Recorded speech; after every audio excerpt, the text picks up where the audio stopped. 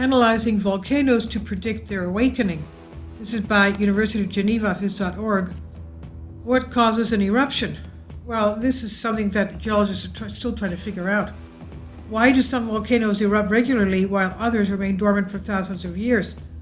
A team of geologists and geophysicists led by University of Geneva, UNIGE, Switzerland, reviewed the literature on the internal and external mechanisms that lead to a volcanic eruption, analyzing the thermomechanics of deep volcanic processes and magma propagation to the surface. Together with magma chemistry, the geologists determined that most of the magma rising from depth actually does not cause a volcanic eruption. They also show that older volcanoes tend to produce less frequent, but larger and more dangerous eruptions. Their findings, published in Nature Reviews Earth and Environment, will help refine models of volcanic processes to reduce the impact of volcanic eruptions on the more than 800 million people living near active volcanoes, most of them on the Pacific Ring of Fire. This is where we had the Tonga volcano still erupting now. Volcanic activity remains difficult to predict even when it's closely monitored. Why did not Mount Fuji erupt after the strong earthquake in Tohoku, Japan? Why did the eruption of the Iceland Eyjafjallajökull generate such a large amount of volcanic ash? In order to determine the causes of volcanic eruptions, geologists and geophysicists led by Luca Caricchi, professor at the Department of Earth Sciences at the Faculty of Science of the UNIGE, have taken up the existing literature and analyzed all the stages that precede a volcanic eruption. The path of magma from the depths of the earth. Magma is molten rock that comes from tens of kilometers depth and rises to the earth's surface. During its journey, magma can get trapped in reservoirs within the earth's crust, where it may stagnate for thousands of years and potentially never erupt. This is what Meredith Townsend explains. She's a researcher at the Department of Earth Sciences of University of Oregon, the U.S., specializing in thermomechanical modeling. The American researcher focused on calculating the pressure required for the magma to break up the rock surrounding the reservoir and rise to the surface.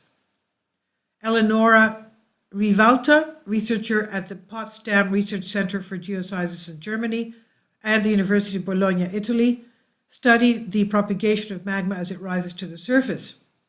And Eleonora said, if it is runny enough, that is, if it does not contain too many crystals, magma can rise very quickly by a sort of self-propelling fracking. Finally, support my Patreon account.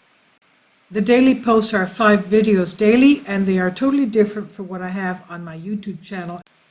Thank you so much for your support and that you find all my content so interesting. You'll find the Patreon account details in the description box. Remember, the 2018 Kilauea rivers of lava go flowing at about 18 miles an hour. So the rivers are fracking,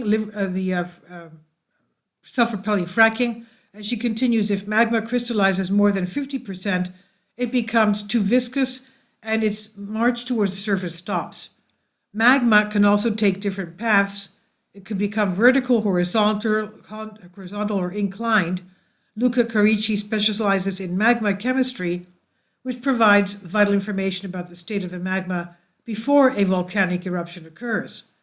And she says the chemistry of magma and the crystals it contains provide vital information on the sequence of events leading to a volcanic eruption, which is valuable to better interpret the monitoring signals of active volcanoes and anticipate whether an eruption might occur.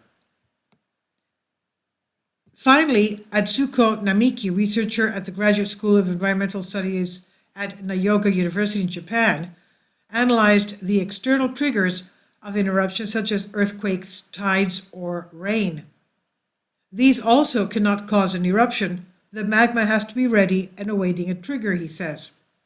For an eruption to take place, several conditions must be met simultaneously. Magma with less than 50% crystals must be stored in a reservoir, begins Luca Caricchi. Then this reservoir must be overpressurized. The overpressure can be the result of internal phenomena such as a renewed injection of magma or the exsolution of magmatic gases, or it can rise to critical values because of external events such as an earthquake. Finally, once the pressure is sufficient for the magma to start rising, there are still many obstacles that can prevent the magma from erupting. The age of the volcano as a primary criterion. This comprehensive analysis sheds a light on the behavior of volcanoes that can change over their lifetime. When a volcano is just starting to be active, its reservoir is rather small, a few cubic kilometers, and the surrounding crust is relatively cold, which leads to many frequent but small and rather predictable eruptions, explains Luca Caricchi. It's a different story, she says, with old volcanoes. Their reservoir is big and the rocks around them are hotter. When new magma is injected, it does not generate much overpressure because the rocks around the reservoir deform and the growth continues, said geologist. And as an example, Mount St. Helens in the United States started erupting 40,000 years ago, a time lapse by geological standards, and its last eruption in 2008 was small and not dangerous. On the contrary, Toba, Indonesia, started erupting explosively about 1.2 million years ago, and its last eruption was 74,000 years ago, and it was cataclysmic. And as I'm reading this, I'm thinking of Yellowstone, which is old. Now, it's also a supervolcano. Now here it says it totally destroyed the Toba eruption, totally destroyed the surroundings and had an impact on global climate. Eventually, it was almost an extinction level event 74,000 years ago. Eventually, the accumulation of large amounts of magma will lead to larger eruptions. Moreover, the warning signs are very difficult to detect because the high temperatures decrease seismic activity and the interaction between gases and magma modifies their composition, making it hard to understand what is going on underneath these older volcanoes. The higher the rate of magma input, the faster the volcano ages. Knowing the age of the volcano, which can be dated by analyzing the zircon minerals in the rocks, allows geologists to understand the stage of life of the volcanoes. There are currently 1,500 active volcanoes, and about 50 of them erupt every year.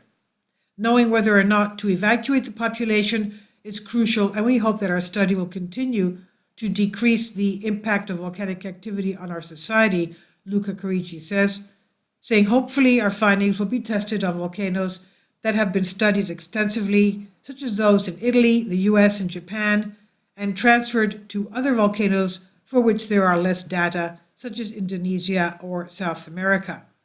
And this is by University of Geneva on FIS.org. Please leave your comments, and thank you for your support.